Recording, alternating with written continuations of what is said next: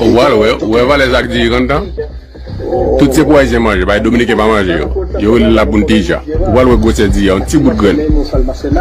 Entonces la puntilla, para explicarle a la gente, porque hay muchos que no la conocen, la puntilla es el arroz fraccionado.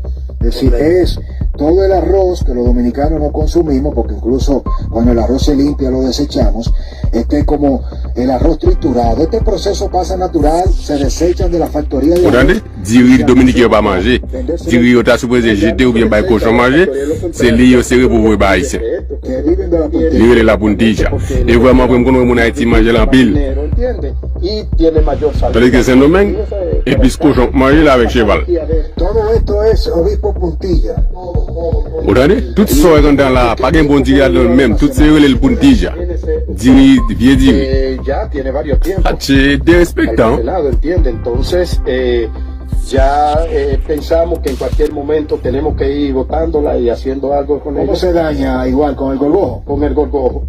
Y va cogiendo mal olor, gusanito, gorgojo y todo eso. Y así entonces ya no tendría la venta para ella. Prácticamente los haitianos en su gastronomía utilizan la puntilla igual que los dominicanos el arroz. Correctamente. ¿A ellos les gusta más esto que el arroz? Sí, porque... Ou regardez ça, journaliste l'a dit.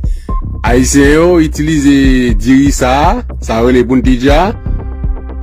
Même ça avec Dominique qui mange diri, qui veut dire pas considérer ça son diri lié. Ou regardez ça dit, Haïtien mange diri ça dans repas. Même gens avec Dominique qui mange diri là caillou.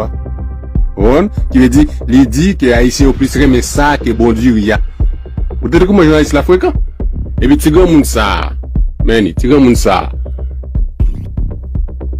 On paie, papa. Qui a une relation bilatérale avec Haïti?